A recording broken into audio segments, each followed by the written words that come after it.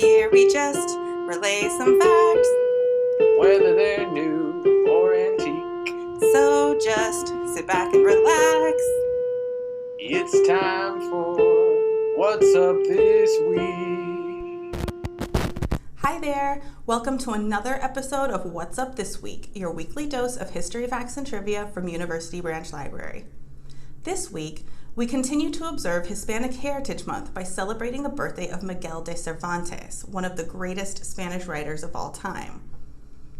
It is assumed that Cervantes was born on September 29th, 1547, because this is St. Michael's Day, hence the name Miguel.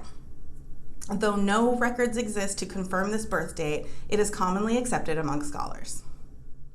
To add to his mystery, there are no authenticated portraits of Cervantes, so we don't really know what he looks like. There are some paintings associated with him, but there is no evidence that any depictions of Cervantes are accurate, so any paintings or statues you see of him are just guesses at what he looks like.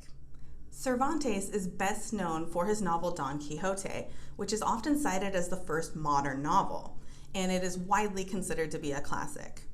It was published in 1605 and was an instant hit, traveling throughout the New World and receiving multiple translations. In it, a nobleman who reads too many chivalric romances loses his mind and goes on adventures throughout Spain as a would-be knight-errant named Don Quixote. Along with him, his faithful companion, Sancho Panza. Cervantes and Don Quixote definitely had an impact on language as well as literature. The word Quixotic means foolishly impractical in the pursuit of ideals, especially marked by rash, lofty, romantic ideas or extravagantly chivalrous action. And the phrase tilting at windmills means fighting invisible enemies and comes directly from Don Quixote's travels. Check out a copy of Don Quixote or books about the novel today. Or, if you'd rather watch an adaptation of Don Quixote, we've got DVDs too. What about you, James? What have you got for us this week? Hello, everyone. For this segment, I'd like to acknowledge the anniversary of the original, The Twilight Zone. Created and presented by the man with the inimitable voice, Rod Serling, the anthology series premiered on October 2nd, 1959 on the CBS television network. The first episode, titled Where Is Everybody?, centers on an amnesiac fellow wearing an Air Force jumpsuit who finds himself on a lonely road headed toward a town that turns out to be empty. The Twilight Zone received critical acclaim and certainly had a fan base in its day, but it was never a ratings smash. In fact, the show was often in danger of cancellation. Nevertheless, the talented writers, crew, and performers persisted and produced some truly unprecedented television. Over 5 seasons, 156 episodes were made, with Rod Serling as the writer or co-writer of more than half of them. The show has several excellent episodes, but a few of its finest are The Hitchhiker, Nightmare at 20,000 Feet, and The Invaders. You can check out any of these library books on the magician Rod Serling and his masterpiece, The Twilight Zone. All right, Megan, back over to you.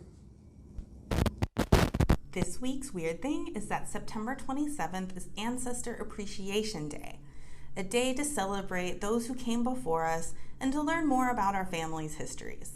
So many of us are unaware of what our ancestors' lives were like and all that they went through, but none of us would be where we are today without those paths being forged.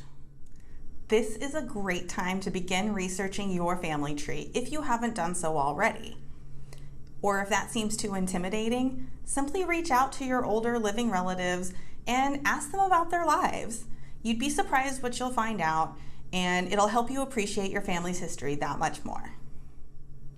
Fort Bend County Libraries can help you get started with your genealogical research by providing free access to a variety of online resources. And when the library is open, please visit our genealogy and local history department at George Memorial Library to access even more.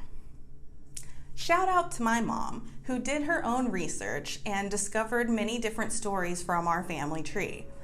There was the ancestor who was captured by Native Americans.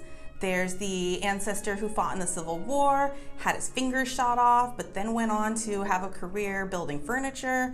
And then, of course, there's the woman who got into an argument with her ex-husband and shot him over $100. She was later cleared of all charges, but it just goes to show you never know what you'll find when you go digging up the family history.